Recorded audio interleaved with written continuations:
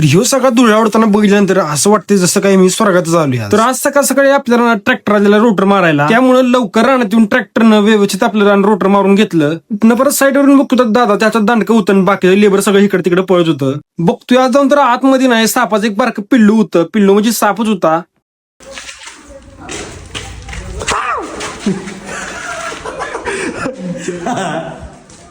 अरे कुठला साप आहे साधा आहे. आज आपल्या साईडवरती फरशी बसवायला मिस्त्री आलेला. मिस्त्रीने तशी मॉर्टरची बॅग उचलली, तिच्या खाली त्याला सापाचं पिल्लू दिसलं. तर ह्यो नाही भावनं दामन जातीचा साप आहे आणि ह्यो अजिबात विषारी नसतोय, त्यानं आपल्याला कोणतीही हानी होत नाही. त्यामुळे आम्ही सुद्धा त्याला कोणतीही इजा न करता भीती दाखवत हळूहळू बाहेर काढला. तिथनं परत आपल्याला अजून एका साईडवरती जाऊन यायचं होतं. ही भावून आपली सगळ्यात लांबची साईड आहे, त्यामुळे आपल्याला काही इकडे जास्त येणं जाणं नसतं. या जाता जाता म्हणजे डायट साठी आपण अंड्याचे ट्रे घेऊन जायचं 4 अंड्याचे ट्रे गाडीवर ठेवलं आणि तेवढ्यात पावसाची सुरुवातच झाली.